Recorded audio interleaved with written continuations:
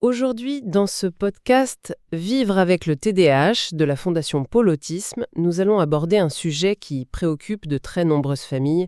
Il s'agit de l'usage des écrans et plus particulièrement des smartphones par nos enfants et adolescents. Oui, on est tous confrontés à ces questions. Quel est l'impact réel sur leur développement, sur leur attention, leur impulsivité, et surtout, que nous dit la science à ce sujet? C'est une question particulièrement importante pour les familles concernées par le TDAH. On va voir que les traits mêmes du trouble, comme l'impulsivité, peuvent créer une vulnérabilité assez particulière. Absolument. Et pour y voir plus clair, on va s'appuyer sur plusieurs études scientifiques récentes, des études solides, pour essayer de démêler le vrai du faux. Alors, pour commencer, il y a une étude qui a vraiment posé les bases. Elle date un peu, 2014, mais elle est fondamentale. C'est une étude chinoise menée par F. Zheng. Oui, et c'est une base très solide parce qu'elle a été menée sur plus de 7000 adolescents. Leur objectif était simple, comparer l'usage du téléphone aux critères de l'inattention du TDAH, tels qu'ils sont définis dans le manuel de diagnostic. C'est donc une approche très méthodique. Leurs conclusions sont assez directes, je crois. Ils ont identifié 4 facteurs de risque principaux. C'est ça, 4 facteurs très nets. Le premier, et c'est presque surprenant de simplicité, c'est le simple fait de posséder un téléphone portable. Attendez, juste le fait de posséder l'appareil, pas de l'utiliser. Juste de le posséder. Statistiquement, les adolescents qui en avaient un présentaient déjà plus de symptômes d'inattention. C'est fou. Ça suggère que la simple disponibilité de la distraction, cette possibilité permanente, a déjà un effet. Exactement. Mais bien sûr, l'usage est crucial. Et c'est leur deuxième point, le temps passé en divertissement. Donc les jeux, les vidéos. Et là, il y a un seuil qui a été clairement identifié, c'est ça? Oui, tout à fait. L'étude montre que le risque d'inattention augmente de façon spectaculaire au-delà de 60 minutes par jour. Dépasser cette heure fait bondir le risque. On voit bien qu'il y a un effet de dose, quoi. D'accord, donc posséder le téléphone et y passer plus d'une heure en loisir. C'est assez logique. Mais les 2 autres facteurs sont beaucoup plus étonnants, je trouve. Le troisième, c'est la position du téléphone. Oui, et c'est un détail qui en dit long. Les adolescents qui gardaient leur téléphone dans la poche de leur pantalon montraient plus de signes d'inattention. Dans la poche du pantalon, c'est tellement précis. Ça voudrait dire que ce n'est même plus une question d'utilisation active, mais Tentation passive. c'est l'interprétation la plus probable. C'est l'idée que l'attention est constamment fragmentée, même inconsciemment. Le cerveau reste en alerte, il attend la prochaine vibration, la prochaine notification. Je vois. Et leur quatrième facteur va exactement dans le même sens. Et c'est peut-être le plus important. J'imagine qu'on parle du sommeil. Le mode du téléphone la nuit. Tout à fait. Et là, les résultats sont sans appel. Les jeunes qui éteignaient leur téléphone la nuit avaient significativement moins de symptômes d'inattention que ceux qui le laissaient allumé, même en silencieux. Donc si on résume cette première étude, le problème ce n'est pas tant le téléphone en soi que sa permanence, le fait qu'il soit toujours sur soi le jour et allumé la nuit. Une première piste d'action serait donc, De créer de vraies coupures. c'est la recommandation la plus simple et sans doute la plus efficace. Éteindre le téléphone et le sortir de la chambre. Mais bien sûr, l'impact ne s'arrête pas à l'attention au sens strict. Justement, on a cette première pièce du puzzle. Le téléphone à portée de main fragmente l'attention. Mais ça va plus loin. J'ai vu une étude européenne beaucoup plus récente, l'étude iFamily de 2023. Et là, il parle d'impulsivité, de prise de décision. Oui, et cette étude est massive. Plus de 8000 jeunes dans 9 pays européens.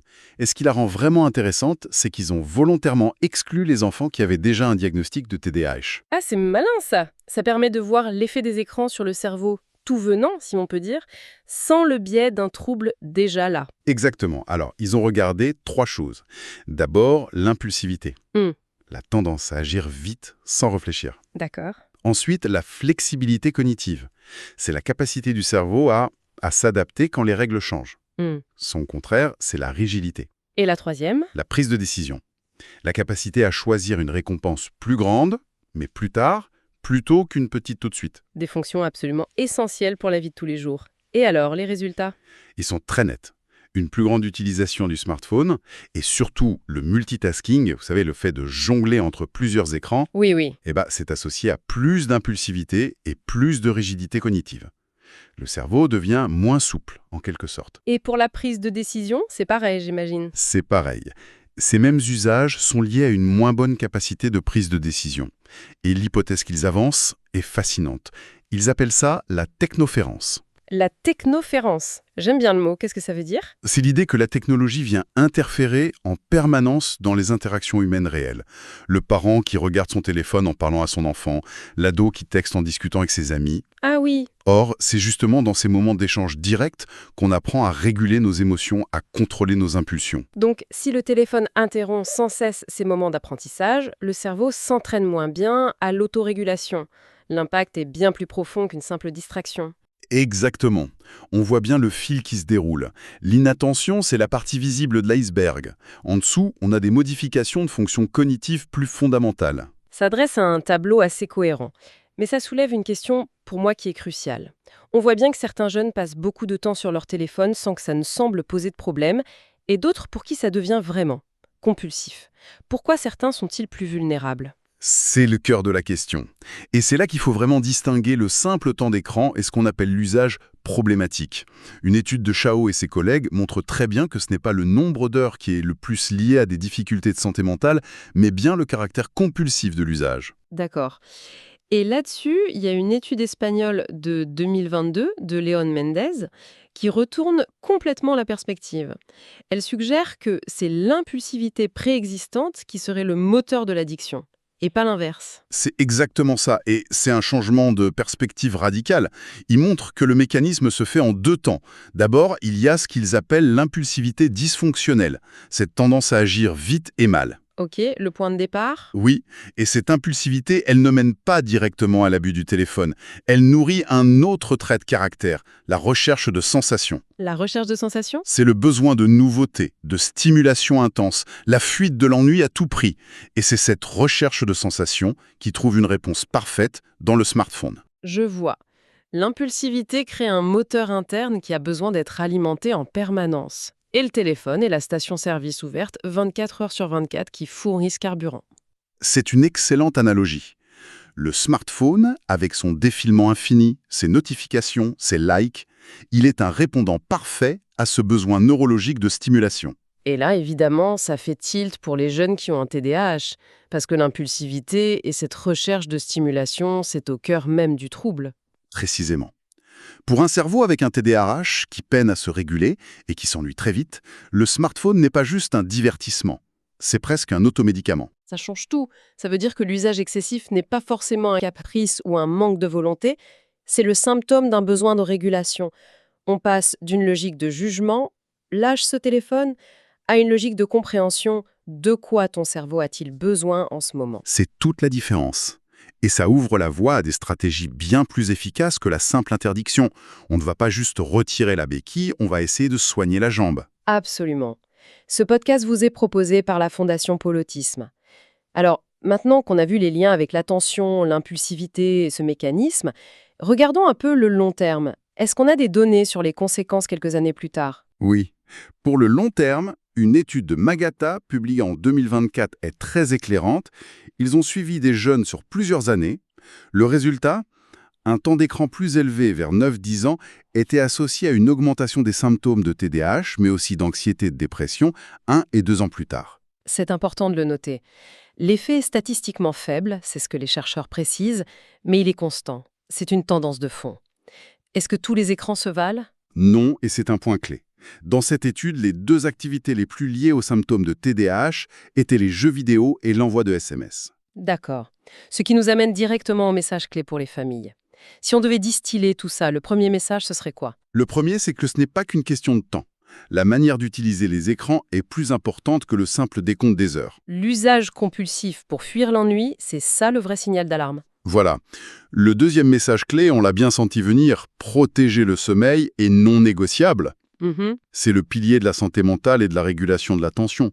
La règle, pas de téléphone dans la chambre la nuit, est probablement la plus simple et la plus puissante à mettre en place. C'est le consensus scientifique absolu, on dirait. Troisième piste? Aider le jeune à se comprendre. Au lieu de la confrontation, le dialogue. Pourquoi tu prends ton téléphone à ce moment-là? Est-ce que tu t'ennuies? Est-ce que ça te stresse? Faire le lien avec la recherche de sensations pour trouver d'autres stratégies. Et une de ces stratégies, c'est le quatrième message, bouger. Oui, l'importance de l'activité physique. Une étude de 2023 a montré un lien direct entre l'addiction au smartphone et la sédentarité. Encourager le sport, les sorties, c'est une action directement protectrice. D'accord. Donc, on n'est pas dans une vision tout noir ou tout blanc. L'idée n'est pas de jeter le téléphone par la fenêtre et... C'est le 5e et dernier message. Gardez une vision nuancée. Il faut éviter l'alarmisme. Certaines études parlent même de l'hypothèse boucle d'or. Un usage modéré ne serait pas nocif. L'objectif n'est pas l'interdiction, mais l'équilibre. L'équilibre. S'assurer que les écrans ne cannibalisent pas le sommeil, les vraies interactions sociales et l'activité physique.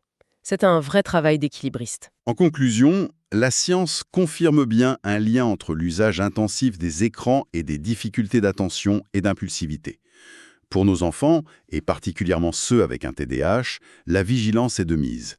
Non pas dans une logique de restriction punitive, mais vraiment dans une approche de compréhension et d'accompagnement.